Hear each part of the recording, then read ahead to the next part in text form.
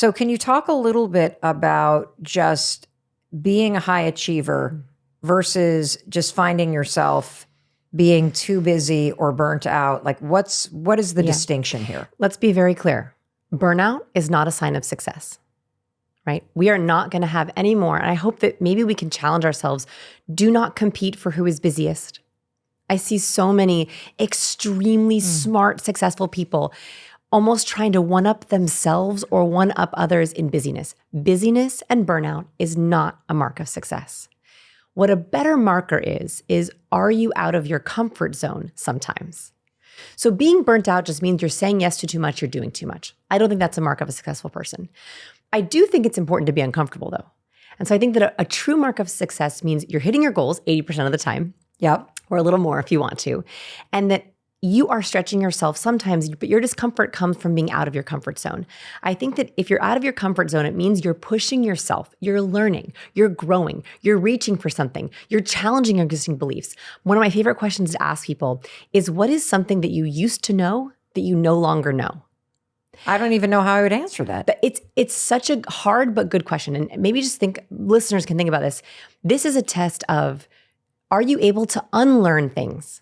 I think truly successful people are constantly questioning their beliefs. They're constantly stretching themselves out of their comfort zone. So today, I'm going to give you a radically different approach to your productivity. I'm going to give you an extremely different approach to your communication, your conversation. But that means we're going to get out of our comfort zones. I'm probably going to say some things where you're like, ooh, that's good. That's good. I think high performers are consistently stretching not their time. They're not burnt out. They're stretching their comfort zones. And so hopefully today we can sort of shed that busyness competition and focus more on being assertive with our energy. Ooh, I love that. I want to unpack just that last bit. Oh, good. What does it mean to be assertive with your energy? Okay, this is the first pattern of highly effective people. One thing that I noticed early on is that I think that there are two different types of energy. There's social energy and work energy. Social energy is the energy you spend every day having conversation, managing difficult people, thinking to yourself, I have an idea. How can I communicate this idea?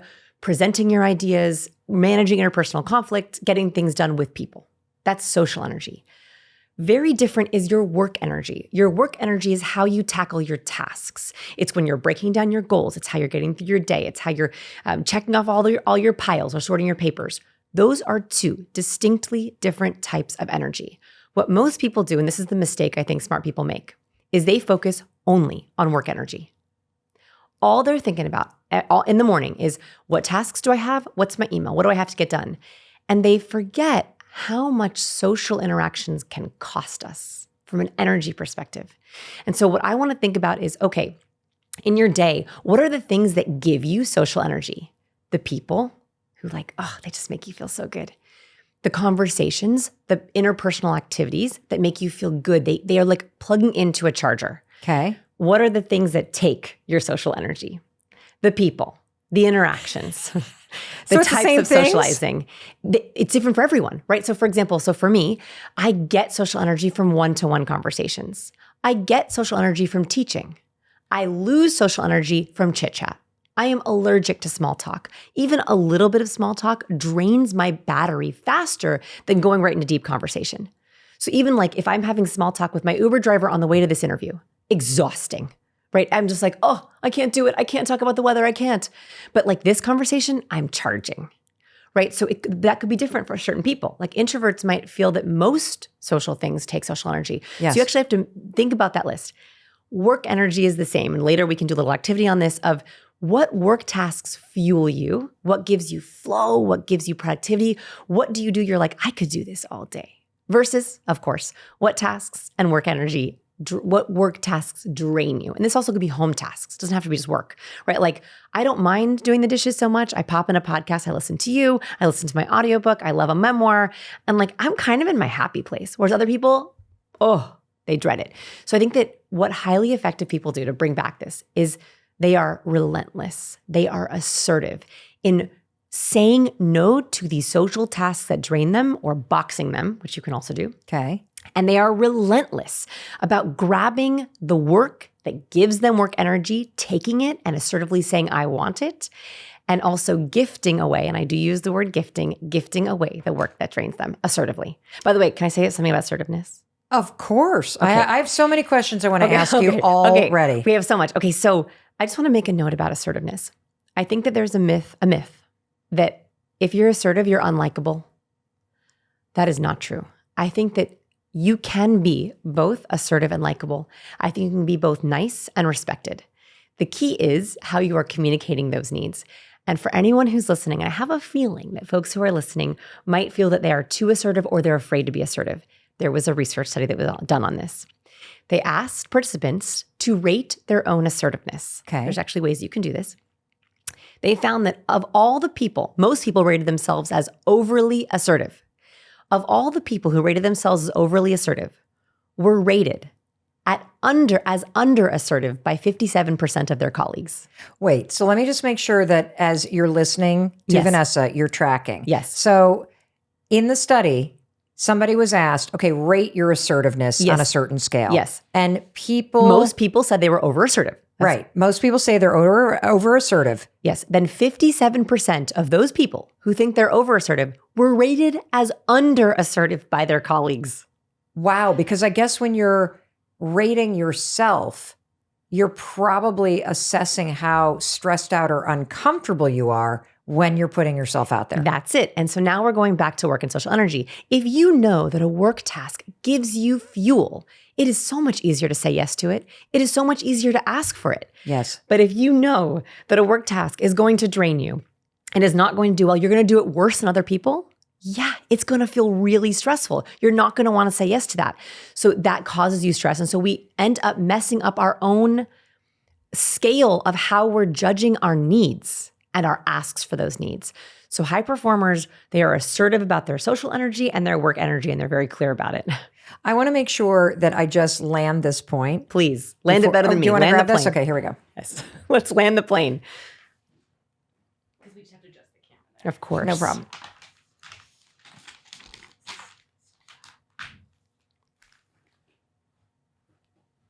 You're killing it. Oh, good. I just want to be helpful. I'm like aggressively helpful, aggressively. That's my mantra. Aggressively helpful, aggressively helpful. I love it. Oh my God, are you okay? That is the worst sound. Oh, that's the sound. Tell me when you guys are ready. You good? I want Trace. You sure? You're good? Okay. I know we're going to dig into this deeper, but just to kind of put a button on this point before we just go into exercises later in the conversation. Are you recommending that instead of just waking up and kind of going through your day and scheduling the stuff that you need to do, that you take a beat and you think about, okay, what social stuff drains me and what social stuff energizes me, and what work stuff drains me and what work stuff energizes me. And I need to get really assertive with how I'm directing my energy and what I'm saying no to. I need to know it and I need to ask for it. Got it. Okay, awesome. Mm-hmm. I also, before we move on, want to go back to one other thing that you said, which is you posed a question to me and to the person listening that high achievers can answer. I didn't even understand the question. Okay, let's go back to it. Okay. Okay. So it is, what is something that you used to know that you no longer know? This could be a truth, a belief that you had. It's something, or another way to think about this is, what is something that you have unlearned? Well, I've unlearned being really petty and kind of toxic jealousy of people, like all that sort of competition with other people that was fueled by my insecurity. I've really unlearned that. Beautiful. That is a mark of a high achiever. Is you saw something, a pattern in yourself that was not working for you, and you said, no, I'm going to unlearn this, I'm going to change it, and it's going to be a past belief. So what we're doing today is we're going to be unlearning some beliefs that do not serve you. For example, I had a belief that busy equals success. I had a belief that the busier I am, the more successful I am, and my happiness was out of that equation. Yeah. So I had to unlearn busyness does not equal success.